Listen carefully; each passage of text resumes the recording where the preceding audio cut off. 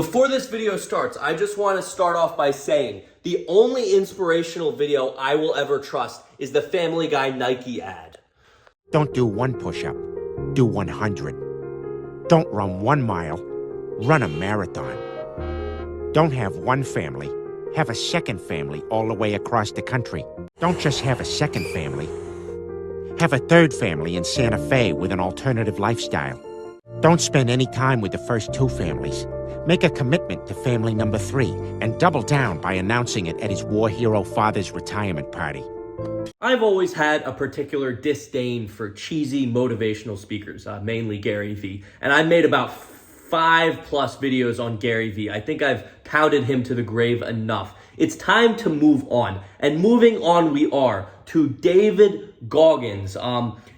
David Goggins is basically a motivational speaker that's similar to Gary Vee, but rather than talking about making money, most of his inspiration is about like running, lifting weights, losing weight, stuff like that. So obviously right up my alley, as I've had a body transformation of my own. Now let me get this right off the bat. Disclaimer, I respect this guy's story. He was like 300 pounds and then he lost all the weight, became a Navy SEAL, all that. That's good and well. I respect him for that. But his inspirational speaking, motivational speeches are cringe and not good.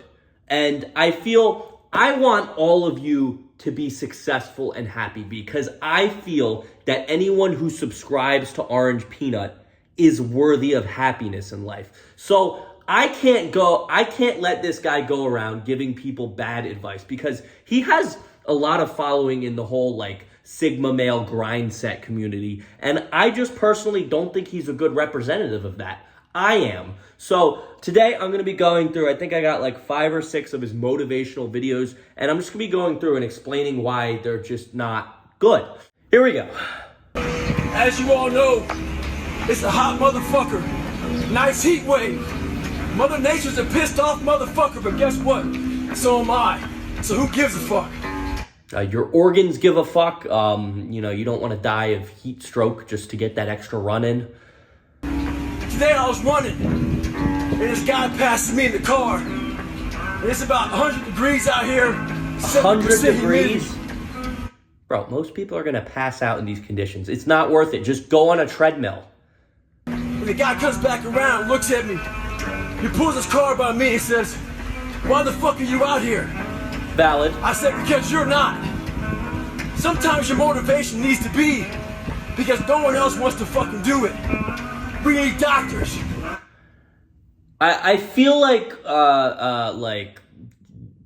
having motivation from, oh, nobody else is doing it, I should, it isn't the best way to do it. I think motivation in life should be more like what makes me happy, what's going to fulfill me. It shouldn't be like, oh, nobody else is doing this, so I got to do it. Nobody else is fucking drilling a drill through their leg and killing themselves, so I should do it. It's like, it's not a good mentality. We need fucking lawyers. We need dentists. We need teachers. He just said because no one else is doing it. People are doing those. We also need fucking savages. This message I do is not for fucking everybody.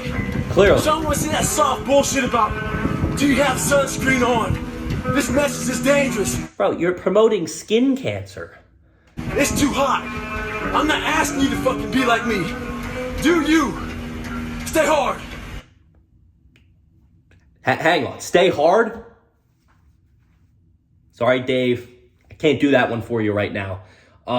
Yeah, so basically, his whole message is like, kill yourself. Not actually, but like, force yourself to be so unhappy that you accomplish what others can't. Which, okay, there's maybe about 1% of society who's built for that. But for the majority of us, the best way to feel successful is to do something that makes you happy and do it well. That's basically it. Like, this message is for people who want to, like, I don't know, trek through the Sahara Desert with half a bottle of water and not die. Like, it's not good advice for most people.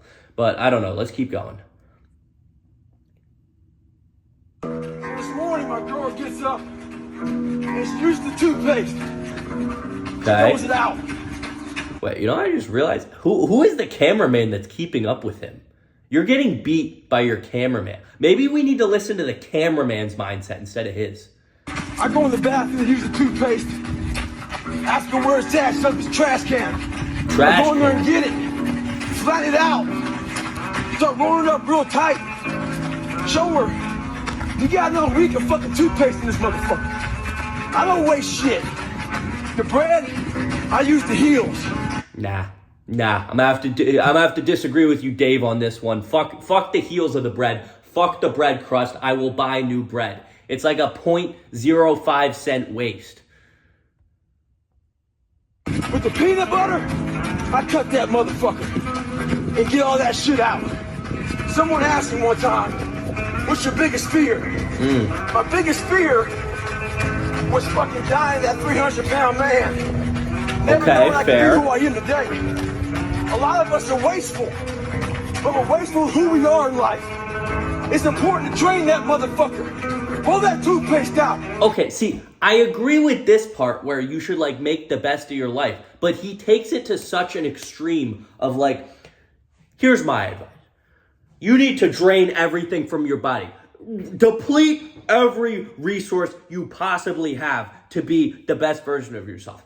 My advice is much better. Orange Peanuts advice. My advice is use 70 to 80% of your hard work on being successful and leave the rest of the 20 to being happy.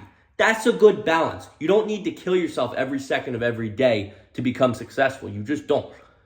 And get all you can out of yourself. Stay hard. I'm uncomfortable with him ending it with stay hard. Okay, so I'm gonna move here. So this isn't him. This is a guy on a Joe Rogan podcast talking about an experience he had with him. This one's very shocking, we'll say. He wanted to see how many pull-ups I could do so he could map out the month. He lived with me for a month. And I went to the That would be hell living with him. I got like maybe 8 pull-ups, which is an exaggeration. I probably got like 4 pull-ups. Okay. A lot of people are listening, so I'll say 8. And then he said, all right, wait 30 seconds, go and do it again. And I went up on the pull-up bar, and I did maybe like 3 or 4. Sure, so yes. Wait 30 seconds, I want you to do it again. And I got up on the pull-up bar, and I did maybe like 1 kipping, getting my damn chin over the bar, barely. I dropped down, I was all jacked up, and I said, all right, well, what's next? He said, well, what's next is we're not leaving here until you do 100 more. We're not leaving the... I have so many thoughts to give, but I'm going to finish out this clip first. gym till you do 100 more. That day. Now. Like right now. Right now. So you And I had was done like, 7. I did like probably 7 or 10. I was like, man, Goggins, that's impossible. And he said, I already know what your biggest problem is. And he's like, the limitations you're putting on yourself are self-imposed. Get the back on. No. The limitations are his latissiuses are not strong enough to do that many pull-ups. The main issue here is David is thinking with his heart instead of his brain. There's a much more logical way to get stronger. Pull-ups come from the lats. Very simple. If your lats are not strong enough, the way you strengthen them is do 15 sets a week that improve your lat strength. They could be either lat pull downs or you could do assisted pull-ups with the knee thing where it helps push you up, or bands or something.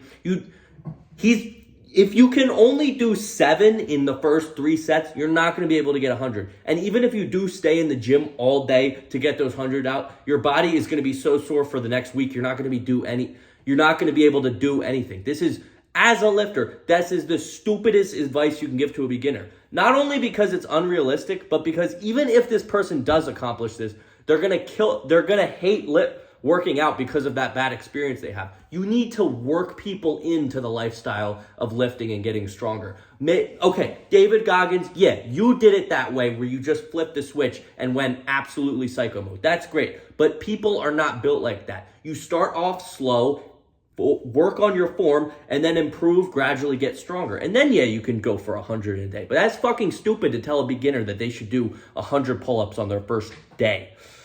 Anyway, let's watch 1 or 2 more. It's 44 degrees and it's nice and rainy outside. But no one cares about that. It's not about the rain. It's what the rain represents. Life is always giving you a test.